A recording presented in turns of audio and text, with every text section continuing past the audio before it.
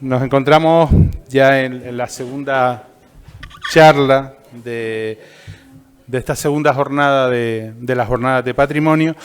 Y yo suelo hacer una breve presentación de los ponentes y del libro. Yo creo que nos encontramos ante esas obras magnas, ¿no? Cuando decía y no por el tamaño, sino por la profundidad. Y yo creo que muy bonito en la introducción que hablaba de esa tradición que se ha perdido un poquito, no tradición, de esa investigación que se hizo en Canarias en los años 60 y 70 de la arquitectura popular, que teníamos guardado el libro de arquitectura popular como la Biblia, ¿no? Que teníamos puestita allí y cuando querías ver algo ibas a ver las fotos en blanco y negro y hacer todas las consultas. Yo creo que estamos ante una obra de ese estilo, ¿no? Que ocupará en las estanterías o en los CD-ROM o en las memorias de nuestros ordenadores un puesto muy importante, ¿no? Por el trabajo que se hace ya no solo sobre arquitectura, sino también sobre paisaje. Por eso agradecer a Fernando Redondo, a Faustino García Márquez y a Daniel Fernández, el editor, pues este trabajo y sobre todo también que hayan venido a presentarlo aquí a Güemes. Sin más, ya los dejo para que...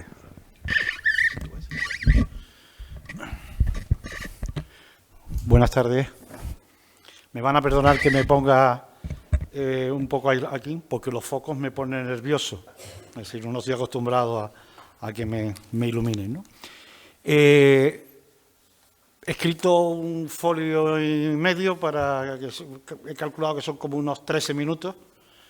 Se los advierto para que no se les haga un poco largo, ¿no? Bien. Muy buenas noches y gracias por invitarme. En estos tiempos, asistir a la presentación de un nuevo libro y más de la calidad que hoy nos trae nuestro querido amigo, es como que te inviten al nacimiento de un Mozart, lo cual no es ni habitual ni uno puede perdérselo, ¿no? La primera pregunta que me hago cuando me invitan a una presentación es ¿qué hago aquí? Es importante esta pregunta porque uno tiene que responder a las expectativas del editor que te invita. Supongo que la amistad no es una razón suficiente y dándole vueltas creo que mi presencia se puede justificar en mi trayectoria personal. Soy economista y me he especializado toda mi vida profesional en lo que se denomina la economía regional. Esto es una especialidad bastante reciente, a pesar de lo que algunos crean, y nace a mediados de los años 60. Hasta entonces, el ámbito de todos los estudios de comportamiento económico se limitaba a los estados, a las naciones. Era la política fiscal, la política monetaria, de empleo, el crecimiento económico. Todo siempre se ignoraba sobre el territorio que se asentaba. Parecía que la economía no tenía pies en el suelo. En parte, este problema era por la inexistencia de datos regionales. Ningún instituto de investigaciones ni de economía publicaba hasta casi mediados, finales de los 60, datos que fueran mucho más allá de lo que eran algunos datos provinciales o nacionales. Fundamentalmente, esto provocaba que las decisiones nunca estudiaban qué impacto tenían en una parte del territorio. Es decir, las políticas que se adoptaban a nivel nacional, cómo podían adoptar lo que hoy día llamamos las autonomías o las regiones. Baste recordar que en ese momento hasta el término regional era algo prohibido. No se podía utilizar en el lenguaje económico, a lo más que se llegaba era a la provincia. Bien, a esta altura de mi introducción, alguien podrá preguntar, ¿y esto qué tiene que ver con el libro de Rincones, de Daniel? Bien, intentaré explicar qué relación tiene con los avances que se han ido haciendo en el conocimiento. A medida que el conocimiento se iba mejorando, las preguntas se hacían mucho más concretas. Ya era, por ejemplo, ¿por qué Canarias no conseguía salir del atraso? Estas preguntas que hoy nos hacemos permanentemente nacen a principios de los años 70. ¿Cómo es posible que una economía con los crecimientos que tiene siga manteniendo estos niveles de paro? Toda esta literatura que empieza a desarrollarse deja lagunas enormes, zonas atrasadas, desiertas, porque parecía que no había respuesta a las razones o el por qué determinadas zonas del país caminaban de una manera determinada. Canarias fue pionera y de los primeros ensayos españoles que se publican fue un trabajo en Galicia, algunos trabajos de política territorial y fundamentalmente un libro que rompió en Canarias por primera vez y fue ejemplo en toda España de lo que eran los estudios de carácter regional. Me refiero al libro de Óscar Bergasa y Antonio González Vieite, Desarrollo y subdesarrollo de la economía canaria, de 1968. Era la primera vez que se mezclaban la realidad física, económica, la historia, todo el marco institucional que hacían que tuviéramos una singularidad y empezáramos a poder hacer algunas respuestas adaptadas y cómo afectaban las políticas nacionales a una región en concreto. Lo primero que llegamos en esas conclusiones en los años siguientes es que no es posible un desarrollo equilibrado de nuestra región sin conocer, comprender cuáles son las decisiones y cómo nos adaptamos a nuestro entorno.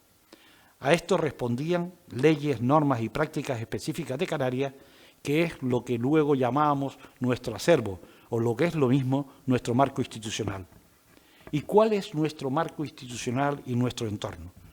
Yo creo que hay una respuesta muy sencilla.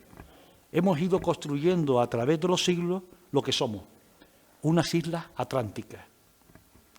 Supongo que ya adivinan por qué estoy aquí hoy. Rincones se llama Rincones del Atlántico. Y este proyecto en concreto, dentro del proyecto de Rincones, es arquitectura y paisaje.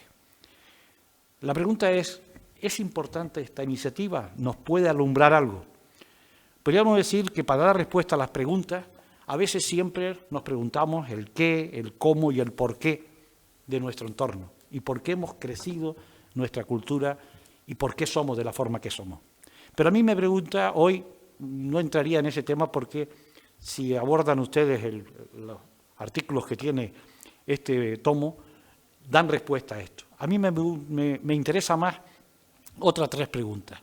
¿Cómo vivimos? ¿De qué vivimos? Y el por qué vivimos de esta manera. El primero es cómo vivimos, cómo nos adaptamos a los restos de nuestro entorno. ¿Por qué ocupamos de esta forma el territorio? ¿Por qué tenemos una forma de movernos? ¿Y cómo ha evolucionado en el tiempo? En segundo lugar, ¿de qué vivimos? Nuestro sistema económico, a pesar de lo que alguien pueda pensar, no es inmutable y ha tenido cambios absolutamente radicales que se reflejan en basta con mirar nuestro paisaje insular. Hemos pasado de una primera etapa, de un paisaje africano, que es el que durante siglos tuvimos, hasta el impacto terrible que fue la radical transformación por la llegada de los europeos, que trajeron la caña de azúcar, los viñedos, los cereales, etcétera, y produjeron el primer cambio sustancial en el territorio y en la forma de ocuparlo. Y sobre todo en algo que hay algunos autores que empiezan a investigar, que es el uso del agua. Hay un cambio radical desde una economía prácticamente en la edad de piedra a una primera impacto donde fundamentalmente son cultivos con un gran consumo de agua y de nuestro paisaje, el tema de todos los bosques. Pero hoy el segundo gran impacto es el descubrimiento de América. Hoy no podríamos imaginar cómo sería nuestra vida, nuestra cultura y nuestro paisaje sin papas, sin millo, sin pimiento, calabaza, tomate, aguacate, mango, calabacina, judía, tabaco, etcétera, etcétera, etcétera. En el 1500 se produce un cambio sustancial que ha durado prácticamente hasta los años 60 en la forma de construir, en las prácticas agrícolas, que van configurando un paisaje y un lenguaje y prácticas culturales que solo pueden ser explicados por los nuevos productos atlánticos. Los ciudadanos encuentran nuevas formas de vida y nuevas formas que tienen un impacto en el territorio porque le dan posibilidades de mejorar sus condiciones. La tercera pregunta es ¿y por qué? El paisaje es el mejor cuento que nos dice nuestra historia de quiénes han estado aquí, cómo se han movido, qué influencia hemos tenido, española, portuguesa, americana, en nuestros pasajes. paisaje. Hasta la propia edificación, aquí he puesto, en algún sitio lo habrán oído, las casas venezolanas en Tenerife, o esa casa garajera, o determinadas tipologías, que van explicando que hemos tenido un mestizaje cultural que, viendo este trabajo que ha hecho Rincones, poco a poco van observando cómo ese elemento ha ido variando, unido a los dos temas anteriores: de qué vivimos, cómo sobrevivimos, cómo lo hacemos y quién nos ha influido y ha afectado. La última impacto, que el libro no llega a ese apartado, es el impacto que aparece en los años 60, que es el turismo, y que ha producido y va a producir un impacto en el paisaje, que no podríamos hablar ni de bueno ni de malo, sino que va a ser una nueva adaptación a la vida, y es lo que nos va a dar las condiciones para poder sobrevivir en condiciones distintas. Hay una frase de Daniel en la presentación que dice: este elemento patrimonial tan unido al paisaje eminente agrícola de las islas representa uno de los bienes esenciales para conservar lo local, nuestra cultura, tradiciones y memoria frente al vacío y la clonación y homogeneización del mundo globalizado. Yo creo que había que hacer una reflexión algo más, cómo hemos resuelto las nuevas demandas que se nos plantean en esta sociedad y el impacto que ha tenido en el paisaje. Lo primordial no es conservar un parque temático, sino analizar cómo podemos dar respuestas sensatas de mejor calidad de vida sin agredir a nuestro territorio y nuestra naturaleza. Para ello tenemos el ejemplo de las experiencias de nuestras respuestas locales. Por eso es importante el estudio de nuestra economía regional al que aludías al principio. Podemos ser un ejemplo vivo de cómo responder ante el cambio climático, la pérdida de biodiversidad, los retos de un mundo con recursos muy limitados, aunque a algunos les cueste entenderlo. Voy a terminar con una sencilla reflexión.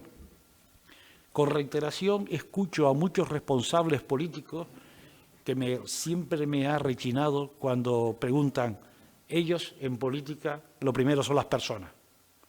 Y para intentar rematarlo, te hacen una pregunta pensando que te van a poner un aprieto contra la pared. Oiga, ¿usted qué prefiere? ¿A las plantas y a los bichos o a las personas? Esto supone que todavía a esta altura del siglo hay alguien que cree que uno puede sobrevivir sin el otro. Parece que no entendemos que solo podemos tener futuro si mantenemos un equilibrio entre nuestro espacio y los que vienen. Parece que sí, que hay alguien que cree que esto es posible, y a la vista lo tenemos con la propuesta de la nueva ley del suelo. Voy a terminar con un cuento que me dijeron hace años, en una reunión muy simpática, que me decían que todos deberíamos pensar que somos como peces en una pecera, y que sin embargo nos empeñamos en envenenar el agua que nos mantiene vivos. Y alguien todavía pregunta estúpidamente: oiga, ¿usted qué quiere o prefiere, el agua o los peces? Yo no creo que seamos ignorantes, locos o simplemente imbéciles. Yo creo que a veces no nos merecemos lo que nos está ocurriendo en nuestro entorno. Rincones nos recuerda que es posible otra respuesta y que no todos somos iguales. Muchas gracias.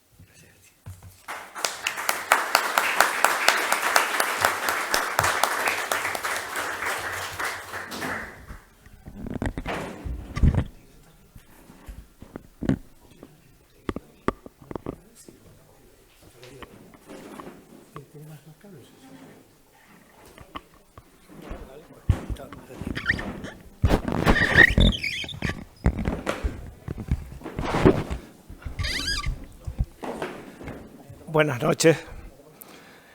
Muchas gracias por estar esta noche aquí con nosotros. Me toca a mí la segunda intervención sobre Rincones. La primera vez que supe de Rincones del Atlántico fue por boca de un compañero de veredas, del grupo de caminantes de cada sábado, que me habló de una extraña y hermosa publicación, medio revista, medio libro, que trataba de Canarias, de su arquitectura, etnografía y paisaje, de su flora y fauna, de la agricultura ecológica y el arte, y que te llenaba los ojos de imágenes y grabados perfectamente editados. Yo desconfiaba bastante de las llamadas publicaciones culturales.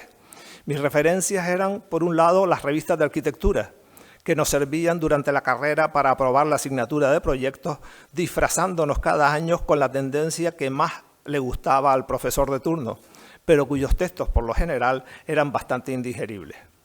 Mi otra referencia eran las revistas de Cultura, de interminables artículos llenos de letras e ideas, tan ilegibles como ásperos de ver y sin una mala imagen que llevarse a los ojos, salvo algún grabado desabrido. Pero me picó la curiosidad y la rareza de una revista canaria, especie en extinción donde las haya, así que la busqué y la encontré finalmente en el estanco de la estación de guaguas de San Telmo. El viaje en el coche de horas se me fue en un cinguido, hojeando tremenda maravilla. Desde entonces soy un adicto, lo confieso. Me llamo Faustino García Márquez y soy adicto a Rincones del Atlántico. Cada año espero la aparición de un nuevo número que cada año supera en interés y en volumen al anterior. Y tengo que reconocer que los he utilizado con el pecaminoso propósito de conocer, de aprender, pero sobre todo de disfrutar, porque una y otra cosa van juntas. El conocimiento no es poder, como dicen, ni tampoco es la acumulación interminable de nombres, fechas, cifras y palabras con que nos atiborraron durante nuestros años de aprendizaje. En los tiempos de Internet, Google y Wikipedia, los datos están al alcance de cualquiera. Lo que no está al alcance de cualquiera es la utilización del conocimiento para estimular nuestra memoria, provocar nuestro placer y articular nuestra defensa. Y estos son los tres aspectos sobre los que querría hablarles esta noche. Tres de las facetas más destacables, en mi opinión, de la labor de Rincones del Atlántico y del héroe casi mitológico que sostiene sus columnas, Daniel Fernández. El primer aspecto que tengo que señalar, antes de que se me olvide, es la memoria. La vejez, que es tan avara con la memoria inmediata, es generosa a ratos con los recuerdos lejanos. Nos olvidamos de lo que íbamos a hacer en el cuarto de al lado y tenemos que volver atrás para intentar capturar de nuevo la intención que nos movía. Pero a cambio, una y otra vez, nos asalta de repente un olor olvidado, un sabor perdido, una imagen borrada de nuestra infancia o adolescencia que andaba enterrada en cualquiera sabe qué circunvolución cerebral y se soltó de golpe porque un oscuro resorte la puso en movimiento. Y la lectura es, junto con la música, el resorte que con mayor frecuencia desata los nudos de la memoria. El mejor detonante para hacer explotar recuerdos y sensaciones perdidos de cuya existencia no guardábamos la menor referencia consciente. Y para eso he usado a Rincones, una y otra vez, sin el menor dolor de corazón ni propósito de enmienda. Ni la televisión ni el cine dejan espacio de tiempo para pensar. Con la rápida sucesión de imágenes o diálogos, pero la lectura se puede programar. Te permite pararte e incluso aunque sigas leyendo, le permite a la memoria separarse de los ojos y enredarte, sin apenas sentirlo, en un recuerdo desencadenado. Solo al rato te das cuenta de que has estado leyendo mecánicamente, sin que una sola palabra de las que miraste haya llegado a tu cerebro, y que tienes que volver atrás 1 o 2 párrafos, o 1 o 2 páginas y recuperar el hilo de la lectura lúcida. Pero nadie te quitará el placer del viaje a la memoria que el libro te ayudó a realizar y que te volverá a ofrecer una docena de páginas más adelante. Y este es el segundo elemento que quería abordar, el del disfrute, la felicidad, el goce del conocimiento. Aprendiendo a hablar, accedemos a la necesidad y el placer de la comunicación personal. Saber leer nos conduce al paraíso de la literatura. Conocer el arte nos acerca más a la belleza de un cuadro.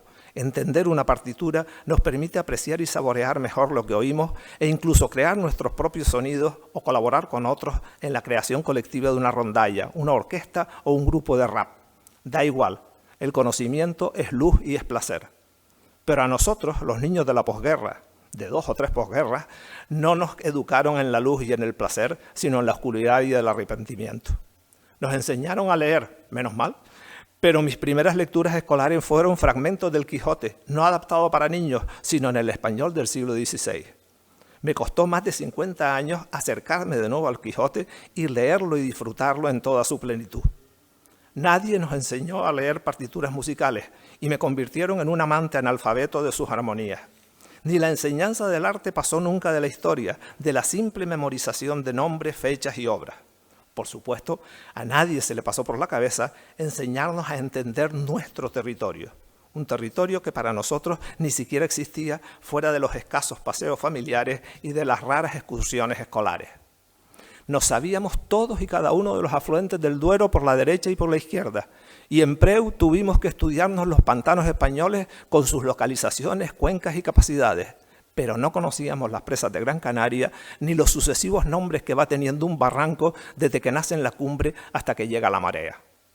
Comprender el territorio es quizás la más valiosa síntesis de conocimiento que nos aporta Rincones, a través de la confluencia de visiones desde diferentes autores y perspectivas sobre las formas, las sociedades, los hechos, las construcciones, las costumbres y los procesos naturales o económicos que se suceden sobre ese territorio.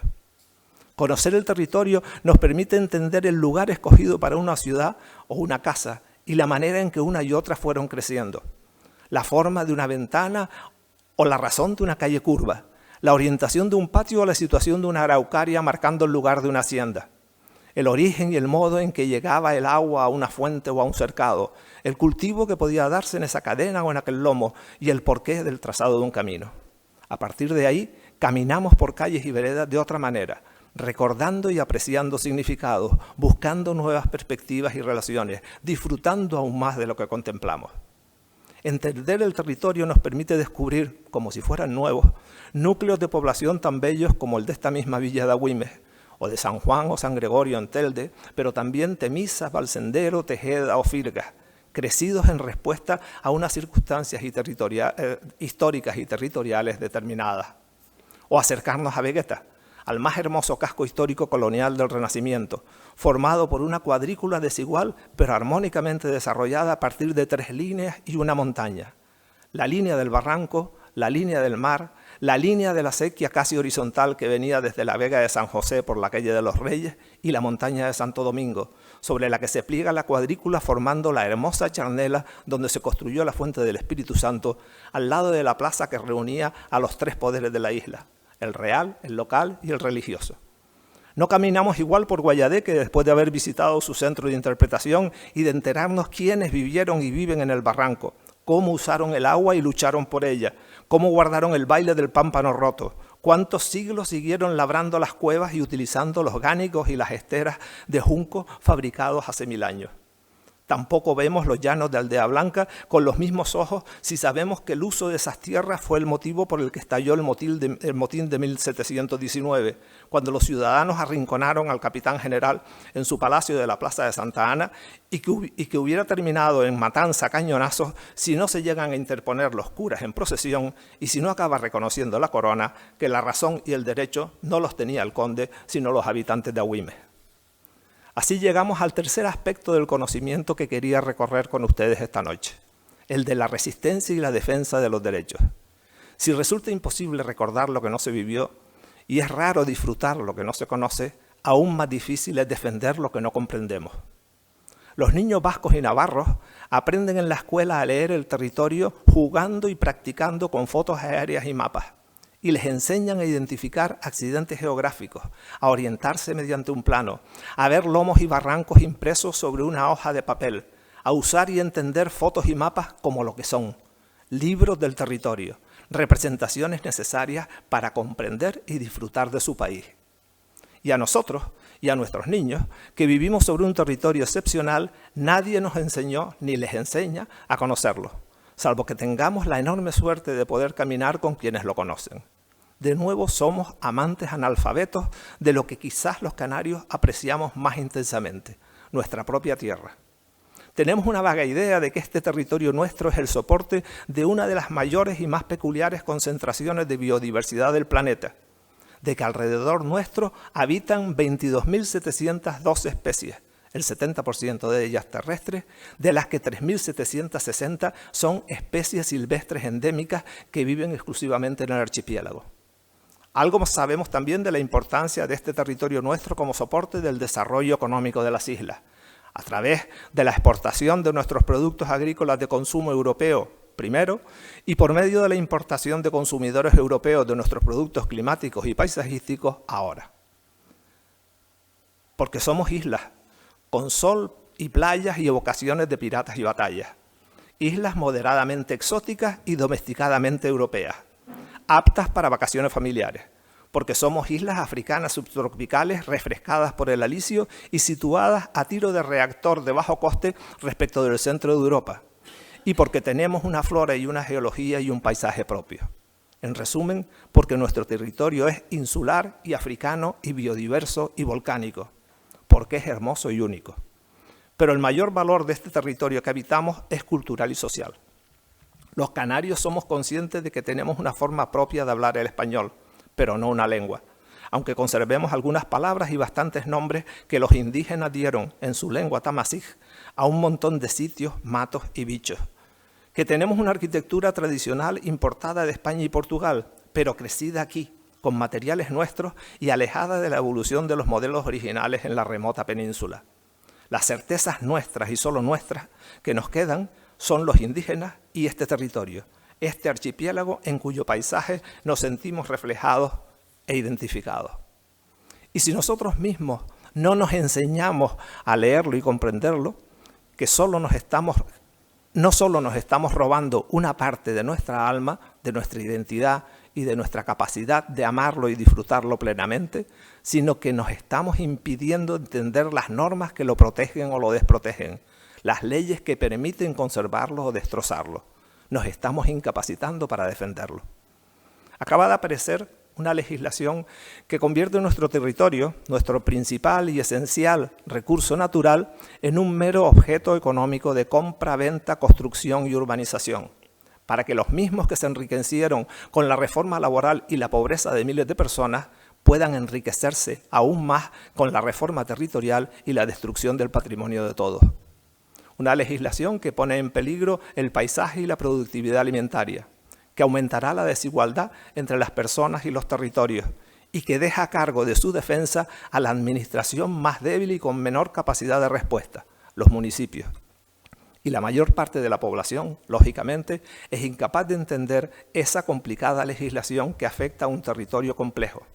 No le es posible imaginar el daño irreversible que pueden desencadenar esas leyes y mucho menos movilizarse en su defensa. Y aquí termino. Como en las películas por jornada de nuestra lejana infancia, en el preciso momento en que se ciernen amenazas sobre el látigo negro Fu Manchú o nuestro querido territorio, pero también cuando está amaneciendo un tiempo nuevo de una nueva capacidad de conocimiento y resistencia social. Una época que necesita y reclama la acción de Daniel en Rincones, imprescindible para alumbrar iniciativas y nuevas propuestas para un futuro mejor, como las que quiere reunir en el próximo número de la revista. Para hacer posible económicamente esta aventura, son también indispensables nuestra colaboración y nuestro trabajo individual y colectivo. Y lo lograremos con el simple gesto de adquirir los tesoros que ya ha producido, como este número 9 dedicado a la arquitectura rural tradicional de Gran Canaria, Fuerteventura y Lanzarote, y de colaborar con la financiación de los que va a seguir produciendo. A cambio de tan poco, Rincones del Atlántico nos dará conocimiento para entender, comprender y disfrutar, pero también armas racionales para poder organizar la resistencia, para poder amotinarnos cívicamente, acorralar y derrotar a las fuerzas oscuras, para poder evitar el daño a nuestro patrimonio común, para poder defender nuestros derechos y, sobre todo, los derechos de quienes no pueden defenderse, los derechos de las generaciones futuras, que son las únicas propietarias de nuestro territorio y para ellos tenemos la obligación de amar y cuidar esta tierra. Muchas gracias.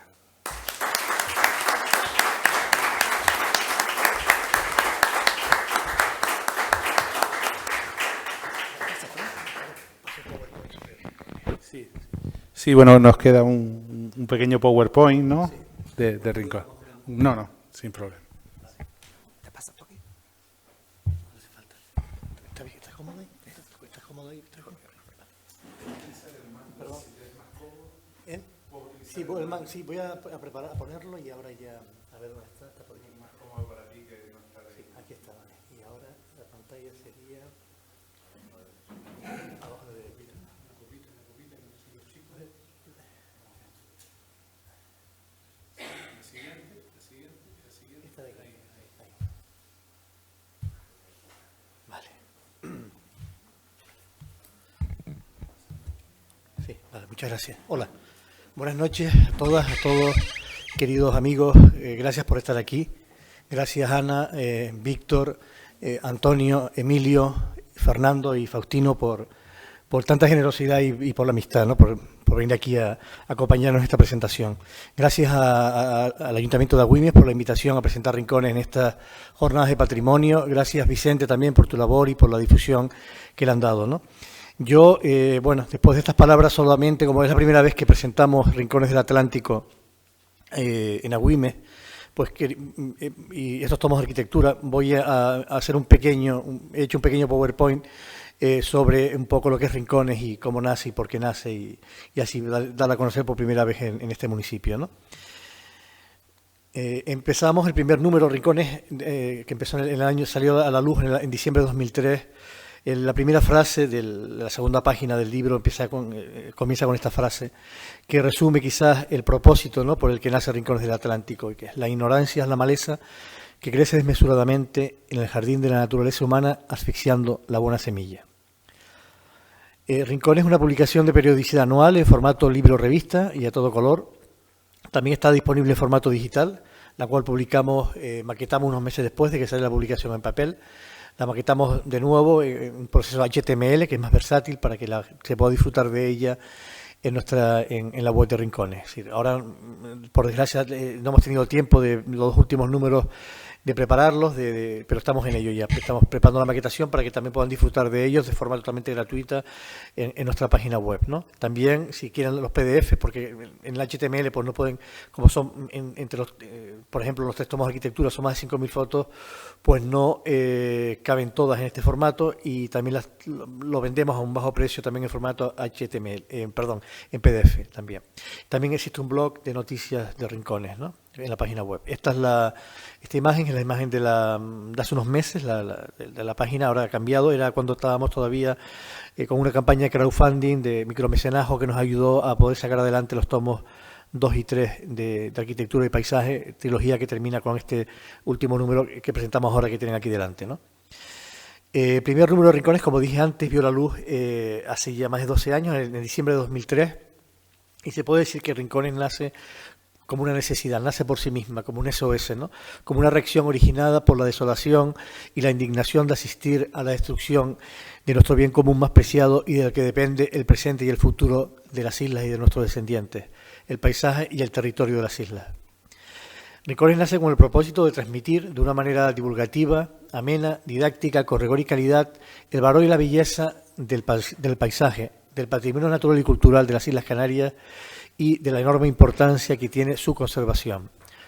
Nace como una herramienta estratégica útil que contribuye a difundir el conocimiento, la valorización y la protección del paisaje y del patrimonio natural y cultural de las islas, desde una perspectiva pedagógica, humanista, ecológica, ética y constructiva, ofreciendo ideas y alternativas para un desarrollo realmente sostenible, armónico, racional, ecoeficiente y perdurable, ¿no?, con la idea, la máxima conocida, de conocer para amar y amar para proteger y conservar. El paisaje constituye uno de los valores más importantes de la relación de los individuos y las sociedades con su entorno. Es un bien público, exponente esencial de la identidad y un recurso económico de primer orden en nuestro archipiélago, por lo que, como ya dije antes, su cuidado y protección influye directamente en nuestra calidad de vida y en la de las futuras generaciones. Este gran regalo que nos ha dado la naturaleza no nos pertenece. Debemos cuidarlo, transmitirlo a nuestros descendientes como lo hemos recibido, e incluso comprometiéndonos a mejorarlo. Cuando las cosas se hacen de manera correcta y respetuosa, mejora el bienestar, la autoestima, la identidad y la calidad de vida de los ciudadanos. Es un derecho vivir en un entorno digno, saludable, bello, en equilibrio con la naturaleza, y un deber de los ciudadanos y de las administraciones hacer lo necesario así para las futuras generaciones. Apostar por la calidad del paisaje es apostar por la calidad de vida de la población que habita esos territorios. Cuando iniciamos el primer número de Rincones, queríamos, sobre el paisaje y el patrimonio, quería que esa visión fuera lo más amplia posible y de todos los ámbitos que con el paisaje y el territorio se relacionan, ¿no? Por eso la revista se divide en varias secciones fijas que abarcan distintas disciplinas que entre ellas también se complementan, ¿no?, como arquitectura tradicional, bioconstrucción, rehabilitación, arte y paisaje, letras y naturaleza, mosaico dedicado a mostrar pues distintas tipologías de nuestra arquitectura, y han salido pues mosaicos con distintas tipologías, ¿no? Pues, de ventanas, de puertas, de bancos, de chimeneas, de balcones. Patrimonio natural dedicado a dar a conocer también los espacios naturales de nuestro archipiélago, en el jardín. Árboles, que es una parte también importantísima, ¿no? de nuestra revista, ¿no? Y la que nos han inspirado estas publicaciones anteriores también, que se dedicaron a luchar y a defender la importancia de la vegetación y la agricultura y del arbolado, ¿no? Publicaciones como El Campo o como la Revista de Canarias y tantas otras, ¿no? Que nos han servido de inspiración para que realmente pues naciera Rincones del Atlántico, ¿no? Dedicamos en cada uno de los números, no nuestros tomos de arquitectura que presentamos ahora, sino los números convencionales, por así decirlo, tradicionales de Rincones, pues siempre se habla de un árbol. Hay unos 5 o 6 artículos dedicados a cada uno de los árboles más importantes de nuestra flora. En el último número fue dedicado al trago. Hay una sección también dedicada a dar a conocer la flora canaria, sobre agricultura tradicional, agroecología, que es una sección importantísima en nuestra revista y que en el próximo número le dedicaremos pues un gran número de artículos, la importancia que tiene la agroecología en las islas y la importancia de desarrollar la soberanía y la seguridad alimentaria, ¿no? Otras secciones son del Atlántico, que está dedicado a dar a conocer los otros archipiélagos de Macaronesia, los archipiélagos hermanos y vecinos de Azores, Madeira, Cabo Verde. Luego artículos sobre ecología y sostenibilidad, opinión, una nueva sección que empezó en el número 6-7, que se titula Long y otros animales, dedicado a nuestro amigo Long, que ya murió y que nos acompañaba en las excursiones que hacíamos fotografiando las islas, dedicado a los derechos de los animales no humanos y al bienestar animal. Luego 2 secciones muy importantes también en Rincones, que se llaman Homenaje y En Memoria, secciones en las que queremos recuperar la memoria y recordar a algunas de aquellas personas que antes que nosotros pasaron por aquí y que con gran sensibilidad, amor y respeto lucharon, divulgaron y defendieron el arbolado, la naturaleza y el patrimonio, la agricultura, etcétera, que son los mismos valores que ahora defendemos en Rincones. Nuestra voluntad ha sido, desde el primer número, la de ofrecer ideas y plantar semillas para contribuir a la preservación de nuestro paisaje y patrimonio y colaborar desde este rincón del Atlántico a la buena salud de nuestro planeta, para caminar juntos hacia una sociedad más justa y en equilibrio con la naturaleza. En los distintos números de Rincones hemos publicado algunas encuestas y numerosos artículos ofreciendo ideas y propuestas, todas relacionadas con la temática de Rincones, con el propósito de contribuir a la valorización del paisaje. En el número 4 ya publicamos un artículo titulado Arquitectura tradicional en el medio rural, que fue un trabajo colectivo en el que participó un pequeño grupo de personas conocedoras del tema y en el que se publicó un amplio número de propuestas para la conservación del patrimonio arquitectónico y la dinamización del medio rural. Este trabajo fue el germen de los 3 números monográficos sobre arquitectura. Es un monográfico, como ya saben, una trilogía de 3 tomos dedicado a la arquitectura tradicional de las islas, a la arquitectura doméstica principalmente, pero sin olvidar las otras arquitecturas rurales. Poco tiempo después de iniciar la aventura de Rincones del Atlántico, nos propusimos hacer un número especial dedicado a la arquitectura tradicional, con el propósito de difundir su conocimiento y también hacer una especie de catálogo, ¿no?, de esta arquitectura que por desgracia estaba desapareciendo de nuestros campos, ¿no? Entonces recorrimos casi desde el principio que empezamos con Rincones, recorrimos las islas, los diferentes caseríos, casas aisladas del medio rural, etcétera, para fotografiarlas, y también visitamos por los diferentes archivos públicos y privados para buscar en la memoria colectiva, ¿no?, tratando de encontrar esas fotografías, ¿no?, cuando esta arquitectura vivía sus mejores tiempos, ¿no?, antes de que los modernos materiales como el bloque de hormigón, el cemento, el hierro, la pintura plástica, ¿no?, a partir de los años sobre todo 60 y 70, ¿no?, pues transformaran de forma importante esta arquitectura, y también sobre todo que se produjese el gran exilio de la antigua cultura campesina hacia los suburbios, las capitales insulares, los suburbios turísticos o más lejos hacia Europa o atravesando el ancho océano para hacer las Américas, buscando por supuesto siempre la esperanza de un futuro mejor, ¿no? Al final fue tanto el material que recopilamos que en vez de un tomo como estaba previsto en un principio, pues fueron 3 volúmenes, ¿no? Volúmenes que nos ha llevado pues más de 2 años y medio hacer cada uno de ellos, que cada uno, como ya dijo Faustino, han ido creciendo en páginas, siempre el último siempre es mayor que el anterior. Y ya vamos por 544 páginas en este último tomo que hemos sacado, y bueno, son libros especialmente visuales con muchas imágenes. Entre los 3 tomos son más de 5.000 fotografías y 1.400 páginas, más de 1.400 páginas, ¿no? Bueno, ya estuvimos viendo al principio algunas fotografías de los tomos de forma aleatoria, de fotografías de los 3 tomos de las distintas, la arquitectura de las diferentes islas. También ahora veremos aquí, hemos visto ya también algunas fotos de la zona, sobre todo de la zona de Temisas, se incluyen, aparte de, como dije antes, pues de fotografías actuales y antiguas, interesantes mapas antiguos, como este, por ejemplo, del barranco de la cuenca del barranco de Tirajana, de finales del siglo XVIII.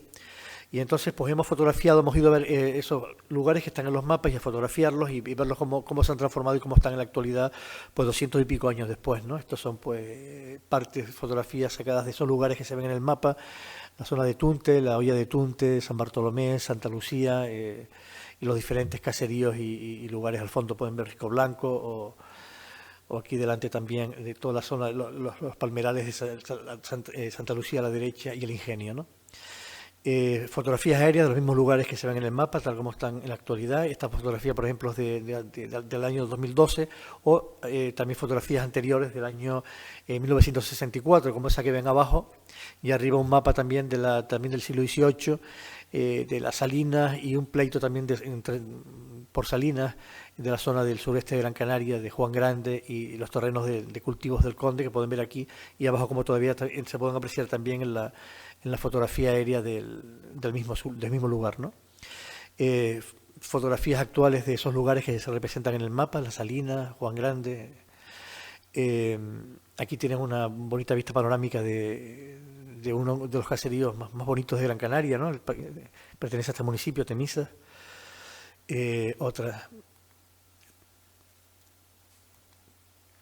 Hacemos también, hay comparativas al final de cada una de las islas.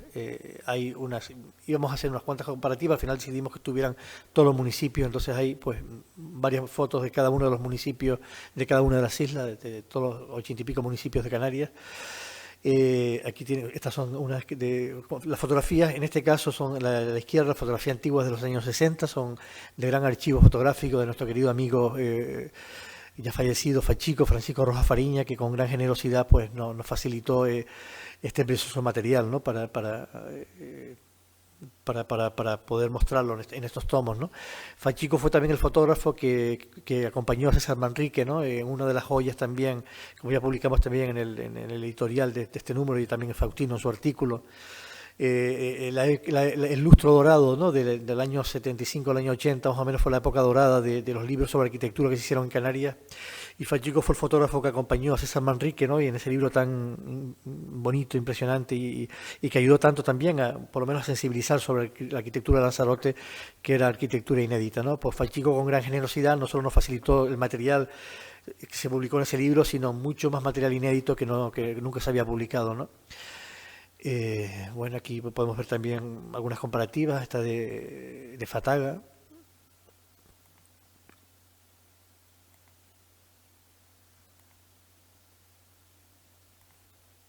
Esta de Agüime. Los corralillos, que cuando vimos la foto, Fachico no recordaba de dónde era exactamente, no se acordaba dónde era, y gracias también aquí a nuestro amigo, desde que lo vio enseguida, Fernando Redondo, diciendo, estos son los corralillos. Y en la actualidad, ¿no?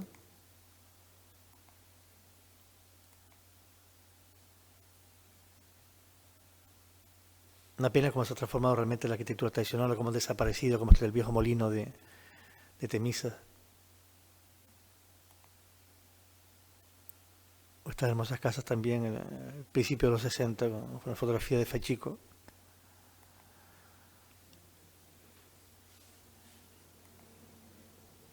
Y algunas casas que todavía se conservan en no muy buen estado también en el precioso caserío de Temisas, ¿no?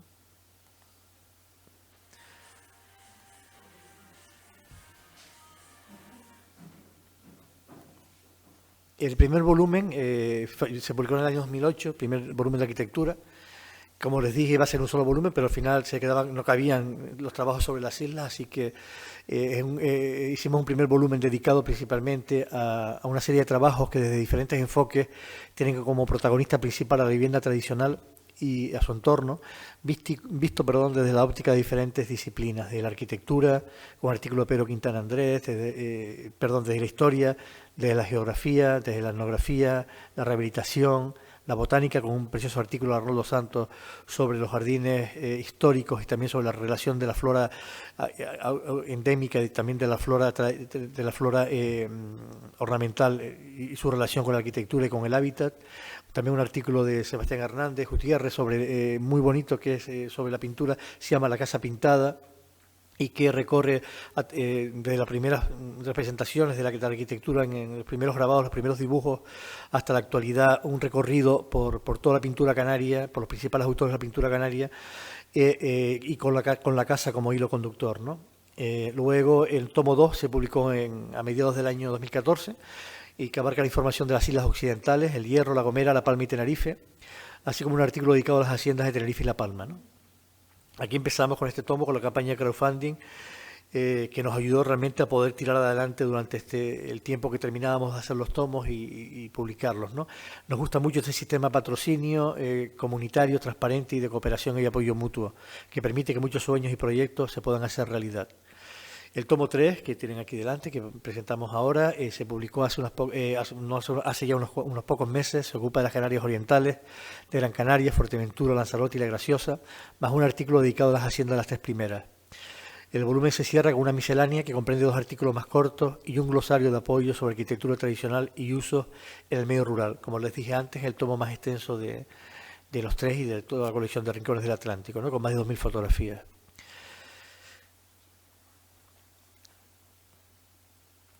Bueno, para terminar, quería comentarles que el próximo número queremos dedicarlo ahora termina con estos tomos. Aquí tienen todos los números que han salido a Rincones, ya los 5 primeros están agotados. Entonces, queríamos hacer un número propositivo para el año que viene, en el que le invitamos a participar, que se va a llamar Ideas y Propuestas para un Futuro Mejor, y que pueden visitar en nuestra web. Tienen un banner ahí en la página principal en el que pueden llegar al borrador, acceder al borrador y participar con sus ideas y propuestas, ayudándonos a enriquecerlas, a matizarlas, a profundizarlas, ¿no? Van a ser artículos propositivos y también va a ser un tomo pues bastante contundente también, ¿no? Y empezará con esta frase. Siempre nos gustan mucho las frases que de otra gente que explica muy bien, pues explica mucho mejor que nosotros como lo que queremos hacer, ¿no? Y quizás esta frase de Camus resume también la idea del próximo número, ¿no? Y es: la verdadera generosidad con el porvenir consiste en darlo todo en el presente, ¿no? Bueno, y para terminar, leo un pequeño texto del último tomo, del tomo de Arquitectura y Paisaje, que dice así, ¿no? Aquí termina una parte de esta aventura comenzada hace 12 años, con este pequeño cofre de papel de unos 3 kilos, quizás el peso medio de las piedras que una a una alzaron nuestros antepasados con sus manos para construir los muchos tesoros que guarda entre sus páginas, varios miles de casas tradicionales, así como estas construcciones rurales, graneros, alpendres, molinos, molinas, taonas, eras, taros, hornos, lagares, salinas, pozos, estanques, secaderos, caminos y un largo etcétera, que fueron construidas por ellos como cobijo y para procurarse sustento, para vivir la vida que les tocó vivir, una vida dura y difícil, pero que estaba más cerca de la naturaleza, que se adaptaba y convivía con ella, y ella a su vez les proporcionaba la materia prima que sus manos artesanas, con la ayuda de sencillas tecnologías de bajo coste, transformaban en las herramientas y los útiles necesarios para subsistir: muebles, enseres, aperos, cerámica, tejas, cestos, esteras, ropa, abrigo, y la tierra que les nutría, que cuidaban y trabajaban con sus manos y con la cabeza, con el conocimiento aprendido de sus mayores, con sobriedad, ingenio, eficiencia, cooperación, apoyo mutuo, valores que junto a la sonrisa nos urge recuperar en estos tiempos, pues debemos cambiar el rumbo al ya casi inevitable naufragio. Decía Pier Paolo Pasolini, que fue un ferviente amante y defensor del mundo rural y de la cultura campesina: para compensarme, bastará con que vuelva a la cara de la gente la manera antigua de sonreír, el antiguo respeto a los demás, que era respeto a sí mismo, el orgullo de ser lo que su propia cultura pobre enseñaba a ser. Bueno, y ya concluye aquí ya esta presentación de Rincones. Si alguien quiere adquirir el libro, trajimos algunos, y si quieren quedarse aquí ahora al final, pues lo pueden adquirir. Hemos traído los demás números, como les dije, están agotados. los 2 últimos tomos de Arquitectura y Paisaje, los que están dedicados a las 8 islas, también a La Graciosa, y el número 6 y 7, que no lo trajimos, está dedicado, que es un número de rincones dedicado al Drago y a otra serie de artículos. Nos lo pueden también pedir por correo. Como saben, cualquier información que deseen o información que quieran está en la página web de Rincones en www.rinconesdelatlántico.com. Muchas gracias y buenas noches.